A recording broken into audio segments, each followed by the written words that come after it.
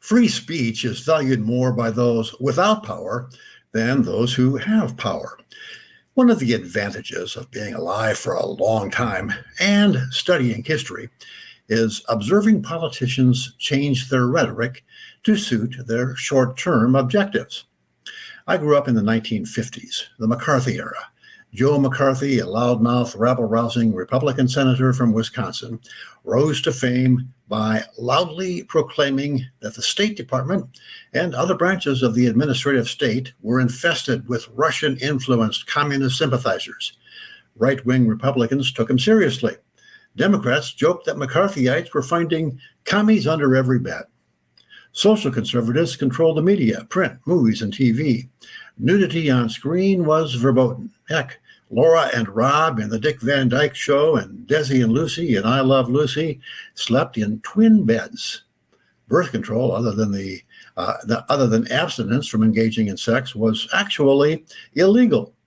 Liberals advocated for more freedom.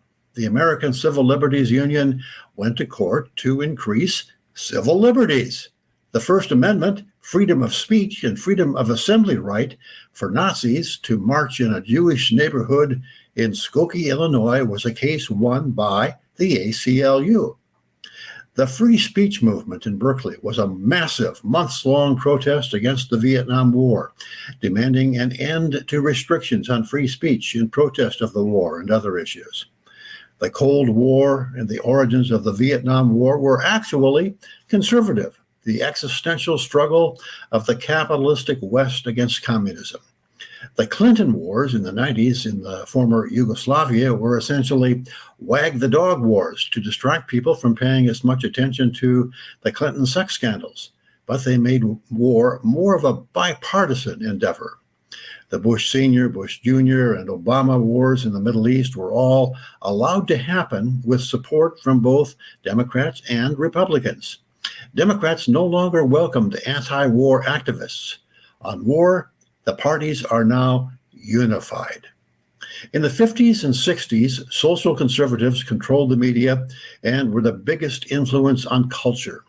Liberals were the advocates for free speech.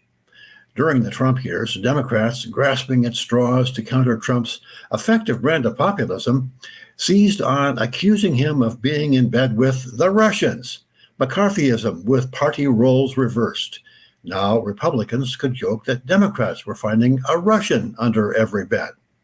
Now that we have a de facto war in Ukraine against Russia that started during the Democratic Biden presidency, the primary anti-war voices are mostly Republican.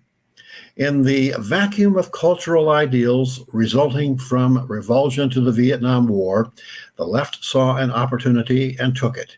They, over a period of years, gained near complete control of academia and the media.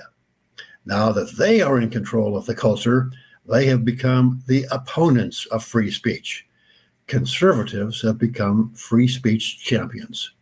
Only libertarians and classical liberals have been consistently free speech during both eras.